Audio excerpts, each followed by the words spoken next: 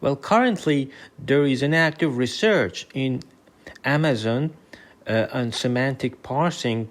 For example, things like Alexa, Siri, and those things. So they noticed that for better conversational AI, they need to focus on semantic parsing. An example that I found in Microsoft, the blog in Microsoft, is that, for example, what's the temperature going to be like when I get coffee with Megan? So the semantic parsing, there is a conversion from natural language to programs, or let's say logical forms. Programs is more modern, of course. So these are programs, find person. These are things that your SQL databases are very friendly with. They understand, find events and those things. So they transform it to some kind of program. So they convert this. So semantic parsing does this, and there is a active literature. There was in this time, but nowadays again, people notice that it was very important, and we should pay attention to that again. So there are very good researchers in this area. These amazing scholars. I mean, this guy, the founder of Glove for Word2Vec, also he has done very, very interesting things on reasoning. And he has his own dynamic neural networks, and his friends, Percy Leung, and he has done research on question answering, but more importantly, semantic parsing. Especially these two people have done very interesting research on filling the gap between those neural networks, like sequence-to-sequence neural networks like transformers and RNN, to use it for semantic parsing. And I think he has, this one, Radev has created a database that converts text to SQL, I think. And there are many other researchers. I really like this article. Don't parse, generate. So he uses a transformer architecture, but I don't have time to talk about this interesting article. So, for example, we want to go from natural language to program. So when we say, when was Walmart started, the machine converts this to a program. So date founded a Walmart or some logical. So all of them are kind of programs.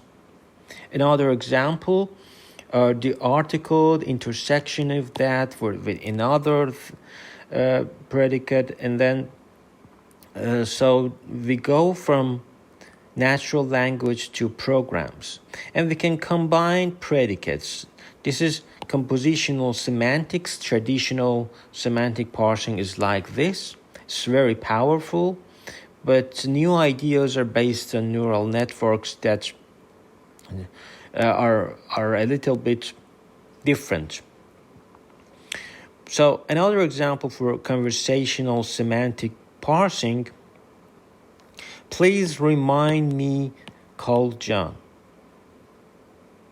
So it converts it to some programs, as you say, create, call, and so these are programs. Another example, how far is the coffee? We have a program, get distance. We have another function, get restaurant location. So we just need to convert these words, this sequence of words, which we call it sentence, to a sequence of programs. So first, this one, get distance, and you see the dependency, you see the nesting properties. So Another example, of course, this spider is developed by that guy in Yale University that I introduced.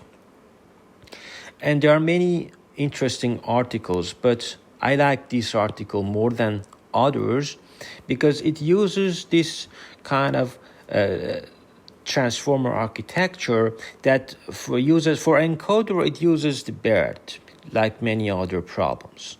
So it converts this natural language, this sentence, play top hits country, it encodes that, and after encoding for the answer, the output of the decoder, for the decoder you have these programs. So these are programs, so it maps a sequence of words in natural language to a sequence of programs. And as you see, the order is important. That's why we use these sequence-to-sequence models, such as RNN, transformers, LSTM, and those things.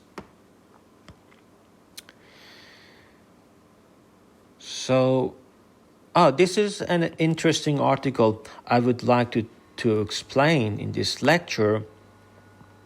So it converts your input, as I said, it's a sequence of words in natural language, which we call a sentence, and then into an output, which is a sequence of programs. And so these outputs, Y, and these tokens are programs.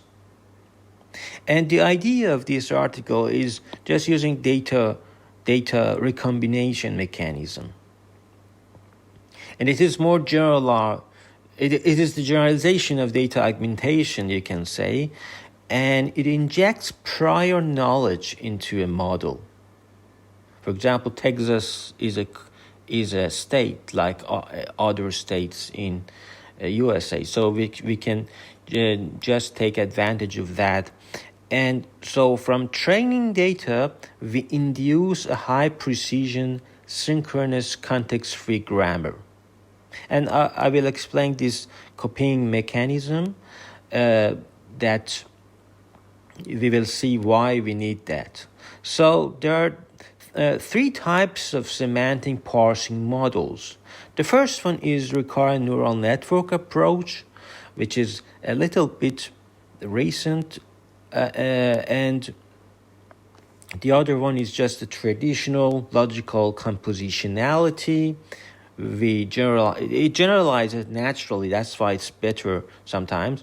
But now we want to combine these ideas, and we want to mix them by leverage, and also we want to leverage the prior knowledge.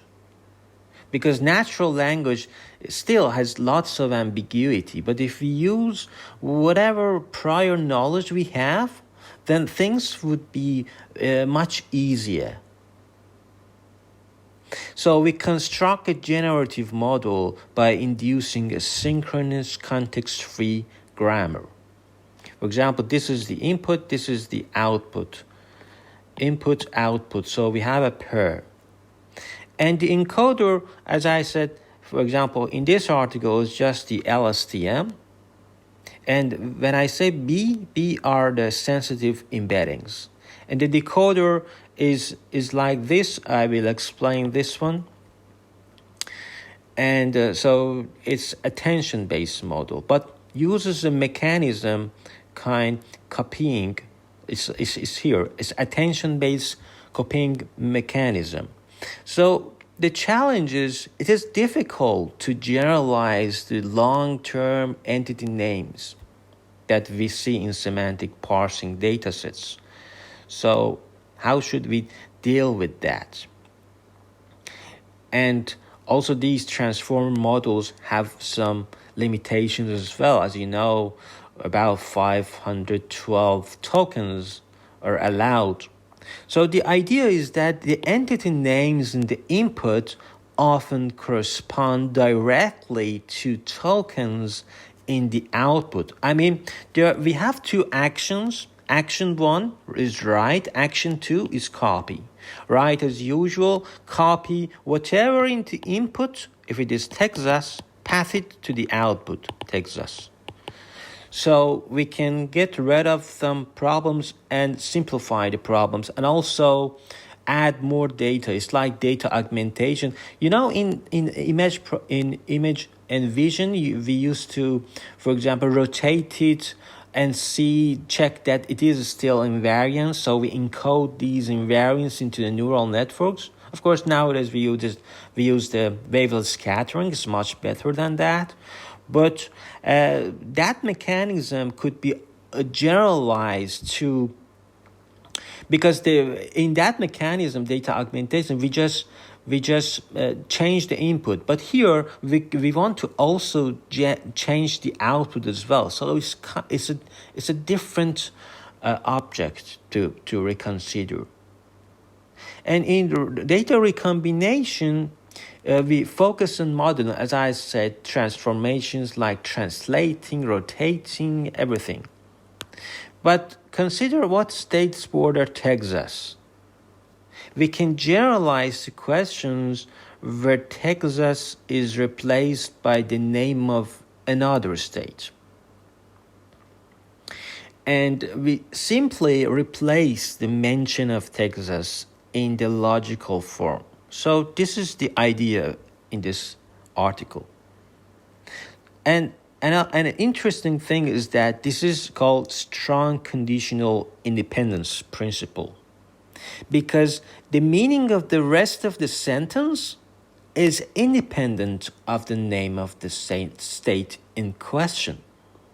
So if you change the state, still semantically, the bot is asking the same kind of question. I mean, if you make a structure on all kinds of questions that you can say, this is still the same problem. I mean, in terms of information entropy, there is no change in information entropy.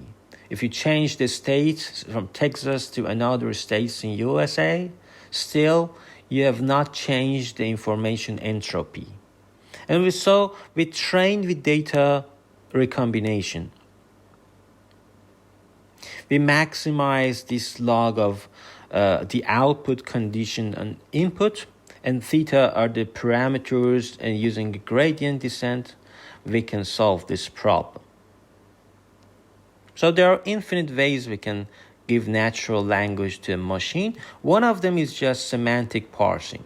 And even when we say semantic parsing, your grammar could be anything. I mean, your programs, or even more abstract, you could implement semantic parsing in infinite ways. So it's a framework. It's not a method. It's a framework. You can implement it in different things. It's like an abstract method in Java. You can do it anything. You can work on it on anything. Any kind of implementation would be fine.